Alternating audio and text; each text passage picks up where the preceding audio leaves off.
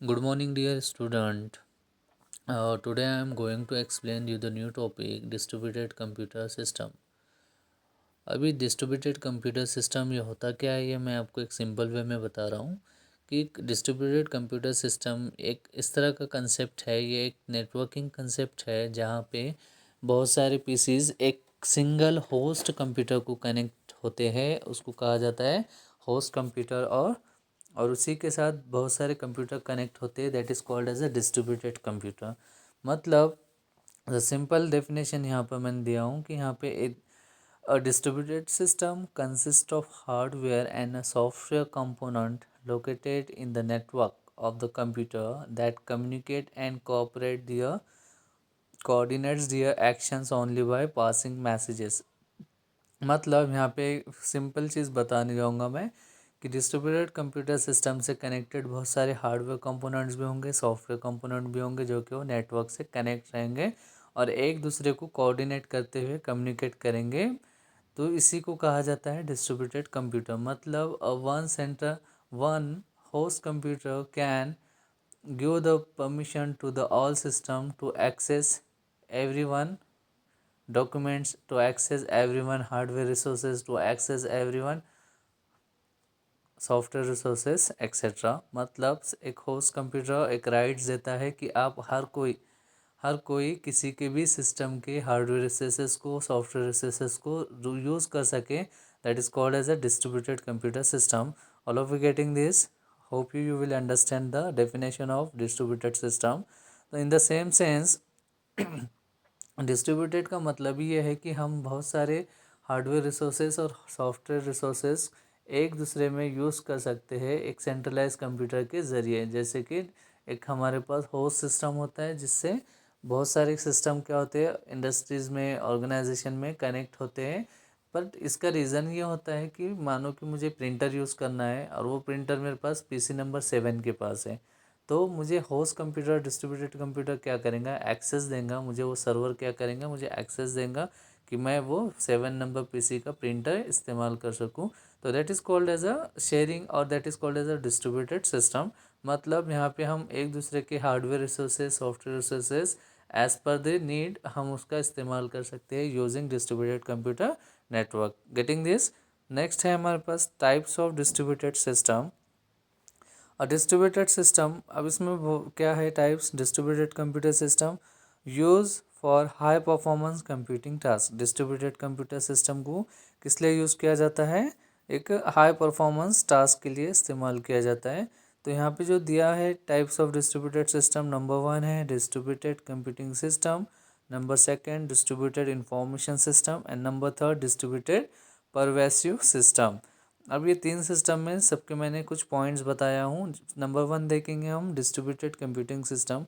In the distributed computing system it is only use for to high performance for any task, any work. Next है cluster computing system. Cluster का मतलब होता है कि बहुत सारे सॉफ्टवेयर को एक सिस्टमेटिक वे में यूज़ किया जाए और उसको एट ए टाइम क्लस्टर कर कर उसको नेटवर्क में इस्तेमाल किया जाए। That is called as a cluster computing system. Next है ग्रिड कंप्यूटिंग सिस्टम। मतलब डिस्ट्रीब्यूटेड कंप्यूटर सिस्टम इन 3 पॉइंट जो बताए हैं इसके लिए इस्तेमाल किया जाता है। नेक्स्ट है हमारे पास distributed information system, a system mainly for management and integration of the business function.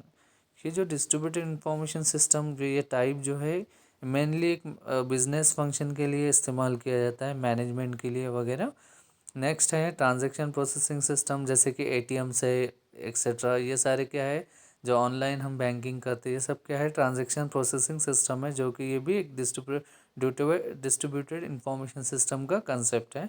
Next है एंटरप्राइज एप्लीकेशन इंटीग्रेशन, जैसे कि हम ईआरपी सिस्टम यूज़ करते हैं। फॉर एग्जांपल टैली है।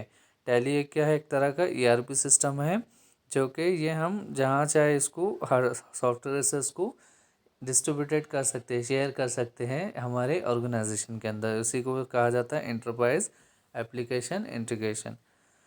लास्ट है हमारे पास डिस्ट्रीब्यूटेड परसेसिव सिस्टम, मतलब मोबाइल एंड एम्बेडेड सिस्टम। मतलब डिस्ट्रीब्यूटेड कंप्यूटर सिस्टम सिर्फ ना ही के लैपटॉप्स, टैबलेट और डेस्कटॉप पे चलता है, बट ये हम मोबाइल सिस्टम पे भी एम्बेड कर सकते हैं। नेक्स्ट है home system and sensor network, मतलब हर तरह के नेटवर्क को ये नेटवर्क कनेक्ट कर सकते हैं। मतलब डिस्ट्रीब्यूटेड को हम हर जगह से नेटवर्क कंसेप्ट में ऐड कर सकते हैं, that is called as a home system, and next one is a sensor system. So these all are the topics, and these all are the topics of distributed computer system. Next है हमारे पास requirement leading to distributed system. अब requirement, अब ये जो distributed system को चलाने के लिए कौन कौन से चीज़ों की ज़रूरत होती है। नंबर वन, रिसोर्स शेयरिंग, मतलब रिसोर्स बोले तो हार्डवेयर रिसोर्स या सॉफ्टवेयर रिसोर्स, ये शेयरिंग करने का काम होता है रिसोर्स शेयरिंग में। नेक्स्ट है ओपननेस, मतलब हम कोई चीज़ इंक्रीमेंटली करना चाह रहे हैं, मतलब उसको एक्सटेंड करना चाह रहे हैं, हो सकता है वो हार्डवेयर रिसोर्स हो या सॉफ्टवेयर। मानो कि मैंने एक सिस्टम पे स्कैनर और प्रिंटर ऐड किया, तो वो मैं शेयरिंग में यूज़ कर पाऊँगा, मतलब मेरे होस्ट सर्वर से एक्सेस दिया जाएगा, बाकी सारे कंप्यूटर भी उससे ओपनली यूज़ कर सके। मतलब इम्प्रूव्ड इंक्रीमेंटली, मतलब कोई भी चीज़ हम बढ़ा रहे हैं वो ऑटोमेटिकली क्या होना चाहिए, सबके यूज़ में आना चाहिए, इम्प्रूव होना चाहिए। नेक्स्ट है स्केलेबिलिटी, मतलब यहाँ पे क्या है, कम वक्त में ज़्यादा रिस्पॉन्स देना, ये भी किसकी रिस्पॉन्सिबिलिटी है, डिस्ट्रीब्यूटेड कंप्यूटर सिस्टम की है।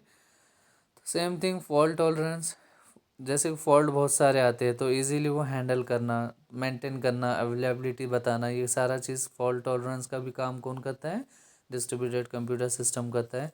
तो इसी तरह से मैंने यहाँ पे कुछ पॉइंट्स दिया हूँ, सो ये आपको नोट इट डाउन करना है नोटबुक में। नेक्स्ट है हमारे पास रिसोर्स शेयरिंग।